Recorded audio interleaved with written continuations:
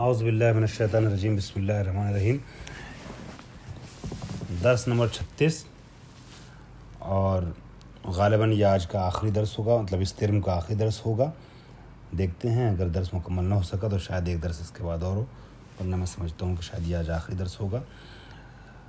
جو بحوث بچی رہ گئی ہیں حکمت محکم و متشابہ کے درس کی، وہ شاید آج مکمل ہو جائیں۔ سوال یہ تھا، گزشتہ درس میں یہ بات چھڑی تھی اختتام درس پر، کہ متشابہ آیات کے قرآن میں رہنے کی حکمت کیا ہے۔ تو قرآن تو کتاب ہدایت ہے، یہاں پر متشابہ آیات کیوں رکھی گئیں؟ اس کے جواب میں یہ بیان کیا جا رہا ہے کہ انسان اپنے مقاصد اور اپنے فکر کو بیان کرنے کے لیے جو اس کے ضمیر میں ہے، مافِ ضمیر کو پیش کرنے کے لیے الفاظ کا محتاج ہے، اور الفاظ کے ذریعے سے منتقل کرتا ہے، اور انسان اس چیز کا عادی بھی ہے کہ مافِ ضمیر کو الفاظ کے ذریعے سے سنتا ہے، مخاطب کے مافِ ضمیر کو مخاطب الفاظ کے ذریعے سے سنتا ہے۔ خداوند عالم نے، حکیم مطلق نے بھی جو پیغمبر بھیجے اور پیغمبروں کے ذریعے سے اپنی بات منتقل کروائی ہے بشر تک، تو جو پیغمبر کے ذریعے سے حدیث قدسی کی شکل میں یا قرآن کی آیت کی شکل میں جو باتیں منتقل کی ہیں، اس کے لیے استعمال جو کیا گیا ہے جس ذریعے کو، وہ الفاظ کا ذریعہ، الفاظ کا ڈھانچہ ہے، الفاظ کا قالب ہے۔ اب ظاہر سی بات ہے کہ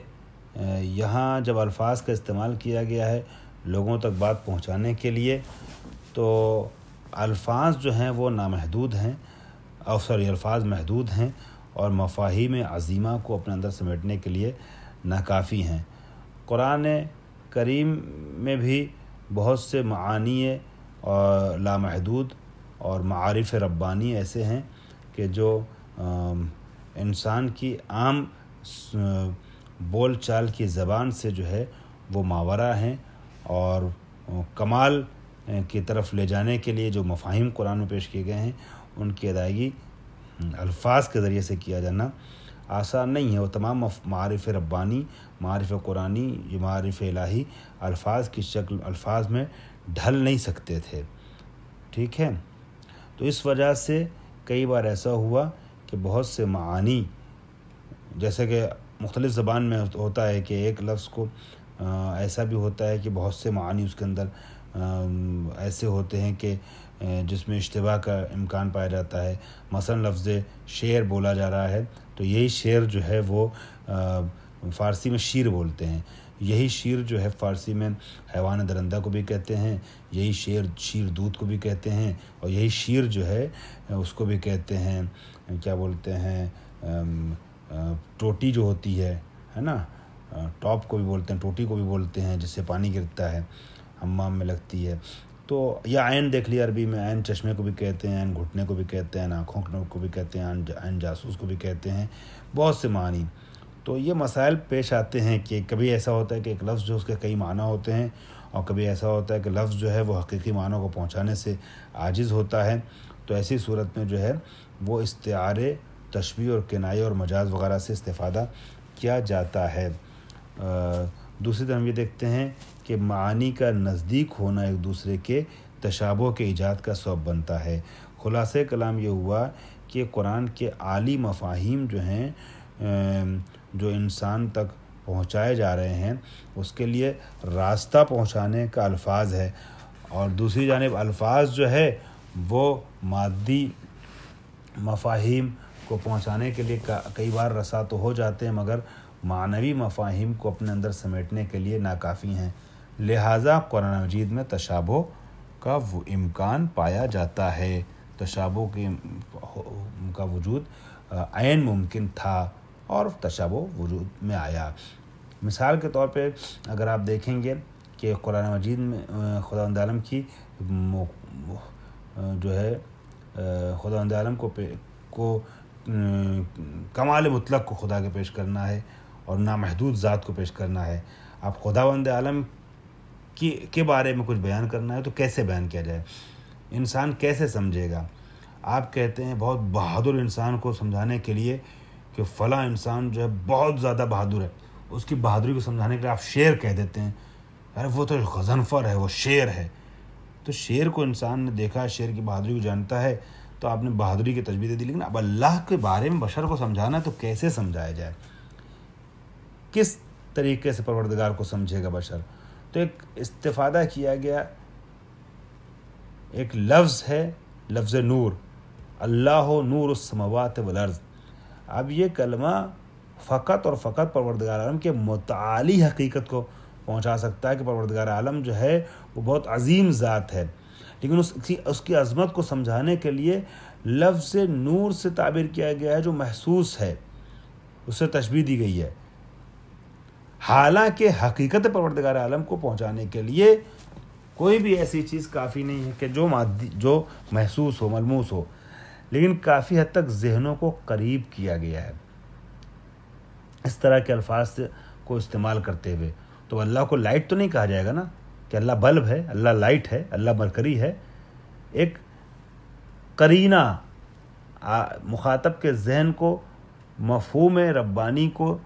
یا اللہ کی ذات کو سمجھنے کے لیے ایک قرینہ پیش کیا گیا ہے، قرین کیا گیا ہے، اس کو نزدیک لے جایا گیا ہے کہ وہ کسی حد تک سمجھے کہ پروردگار عالم کی قدرت جو ہے وہ احاطہ کیے ہوئے زمین و آسمان کو، پروردگار عالم کا پرتو ہے، اس کا جلوہ ہے زمین و آسمان میں جو بکھرا ہوا ہے۔ یہاں تک تو ابھی جو بات ہو رہی تھی وہ تشابہ ذاتی یا تشابہ اصلی کی ہو رہی تھی۔ اب آ جائیے تشابہ عرضی کی۔ تو جیسا کہ پہلے اشارہ کیا گیا، تشابہ عرضی قرآن پر تحمیل کیا گیا، تھوپا گیا ہے۔ تشابہ عرضی تھا نہیں، تشابہ عرضی ڈالا گیا ہے، تھوپا گیا ہے۔ یعنی اس طریقے کے جو آیات متشابہ ہیں یہ زبان عربی میں رائج طریقوں کی وجہ سے نہیں ہے، بلکہ شروع میں جو ہے وہ اس میں پیچیدگی نہیں تھی، اس میں نہ ہم آہنگی نہیں تھی، نہ سازگاری نہیں تھی، بات پہنچ رہی تھی، لوگ سمجھ رہے تھے، لیکن بعد میں جو اختلاف ہوا، عقیدتی مسلکی اختلاف لوگوں کے درمیان ہوا، مسلمانوں کے درمیان، اس کے نتیجے میں یہ آیتیں جو ہیں وہ تشابہ کا شکار ہو گئیں، جس کی مثال پیچھے دی جا چکی ہے۔ اب سوال یہ پیدا ہوتا ہے، ایک اگلا سوال، نیکسٹ کوشچن، کہ جو متشابہ آیات ہیں، ان آیات متشابہ کی تعویل کیا ممکن ہے؟ کوئی تعویل کر سکتا ہے؟ کون تعویل کر سکتا ہے؟ تو اس کے لیے تھوڑی تفصیل سے گفتگو ہو سکتی ہے، مگر میں درس کو سمیٹنا چاہ رہا ہوں، لہٰذا صرف آیت کی طرف اشارہ کر رہا ہوں۔ قرآن مجید میں وہی جو آیت سورہ آل عمران کی پیش کی گئی ہے، اس میں محکم و متشابہ کی دو قسموں بیان کرنے کے بعد ارشاد ہوتا ہے وما يعلم تاویلہ الا اللہ والراسخون فی العلم یقولون آمنا بہ کل من عند ربنا وما یذکر الا اولو الالباب، کہ یہ جو ہم نے محکم و متشابہ بیان کیا نا، اس کی تعویل کو کوئی نہیں جانتا سوائے خدا کے۔ خدا جانتا ہے کہ محکم متشابہ آیات سے مراد کیا ہے، اور وہ لوگ جانتے ہیں جو علم میں ڈوبے ہوئے ہیں، راسخون فی العلم ہیں، اور یہ لوگ وہ ہیں کہ جو اللہ سے پائے جانے والے علم و معارف کی بنیاد پر یہ کہتے ہیں کہ ہم ایمان لائے ہوئے ہیں ہر اس چیز پر جو اللہ نے نازل کیا ہے، اور یہ بات جو ہے وہ صرف وہ جانتے ہیں جو صاحبان عقل و شعور ہیں، بس وہی سمجھ پاتے ہیں یہ چیز، ٹھیک ہے، اور اس کا بیان بھی کرتے ہیں اپنی زبان سے۔ اب اس آیت کو دیکھنے کے بعد یہ پتہ چلتا ہے کہ اللہ نے تعویل متشابہات کو اپنی ذات سے مخصوص نہیں رکھا ہے، بلکہ یہ کچھ حقائق ایسے ہیں کہ جو اللہ بھی جانتا ہے، اور بزرگان و علماء اور دانشوران کے جو قرآن کے دقیق معانی پر غور کرتے ہیں، کام کرتے ہیں، وہ بھی جان سکتے ہیں۔ معصومین کی، البتہ ہم ایڈ کر دیں ایک چیز، معصومین اور پیغمبر اکرم کی بتائی ہوئی احادیث کے سہارے سے۔ خوب، بس پتہ چلا کہ قرآن مجید میں جو یہ حقائق ہیں متشابہ کی شکل میں، اس میں بہت سے معارف ربانی چھپے ہوئے ہیں۔ یہ اس کے سلسلے میں ہرگز یہ نہیں کہا جا سکتا ہے کہ اس کا راستہ بند ہے، اس کو حاصل نہیں کیا جا سکتا، نہیں، حاصل کیا جا سکتا ہے۔ ڈوبیے،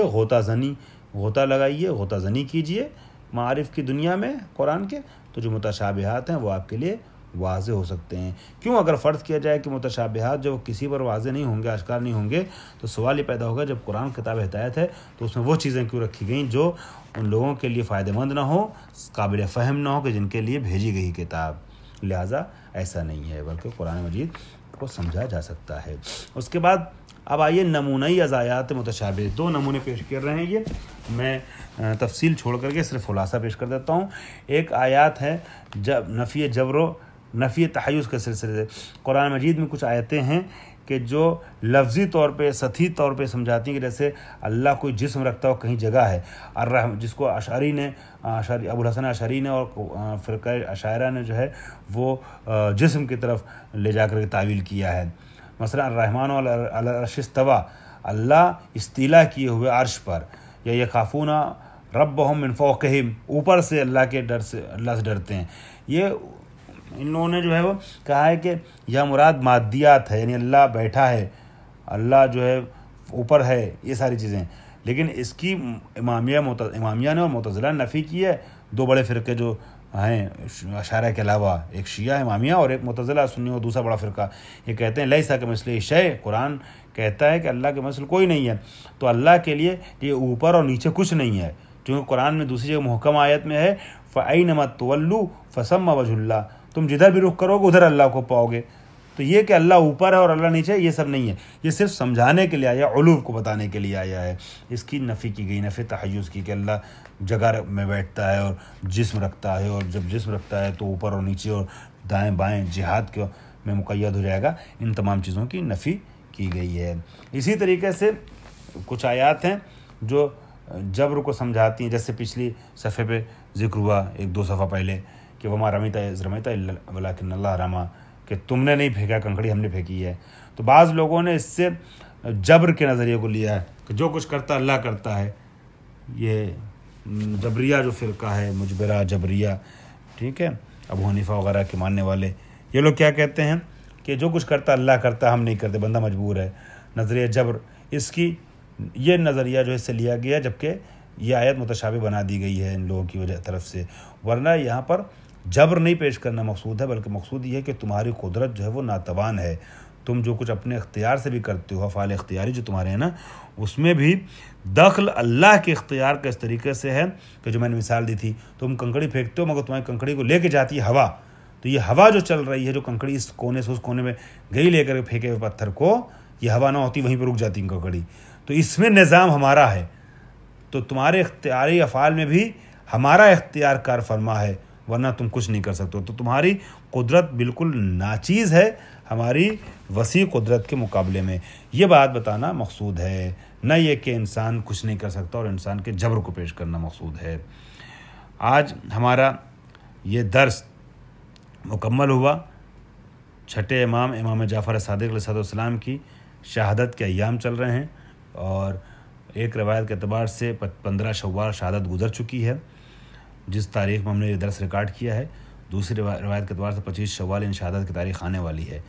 دونوں تاریخوں کے درمیان یہ درس مکمل ہوا ہے، اور چھٹے امام کے اس جملے پہ میں درس کو مکمل کرنا چاہوں گا کہ جو نظریہ جبر و نظریہ تفویض کو باطل کرتے امام فرماتے ہیں لا جبر ولا تفویض بل الامر بین الامرین، نظریہ جبر صحیح ہے شاعرہ کا نظریہ، نہ نظریہ تفویض صحیح ہے معتزلہ کا نظریہ، بلکہ جبر اور تفویض کے درمیان کا ایک راستہ ہے، وہ ہے الامر بین الامرین، یہی بہترین صورت ہے۔ بہرحال اس کو پیش کرنے کا اس اس کو پیش کرنے کی گنجائش نہیں ہے، لہٰذا صرف امام کا جملہ بیان کرتے گفتگو مکمل کر رہا ہوں۔ پروردگار عالم کا بے انتہا شکر گزار ہوں کہ اس نے یہ توفیق دی کہ جامعۃ الفاطمہ دہلی کے لیے علوم قرآن کے درس کا آغاز جو اس ترم کے ابتدا میں ہوا تھا، وہ آج 36ویں درس میں مکمل ہو رہا ہے، اور بحول و قوہ الہی ہم کامیابی کی منزلوں کو چھو رہے ہیں، اس سے ہمکنار ہو رہے ہیں۔ اگر ہماری طرف سے درس کے بیان کرنے میں کوئی کوتاہی رہی ہو، کچھ جلدی ہوئی ہو، کچھ سستی ہوئی ہو، تو دونوں کے لیے آپ سے معذرت چاہتے ہیں۔ امید کرتے ہیں کہ مطالب کو کما حق ہو آپ تک منتقل کرنے میں ہمیں کامیابی ملی ہوگی۔ ہمارے لیے دعا کیجیے گا۔ وآخر دعوانا الحمدللہ رب العالمین۔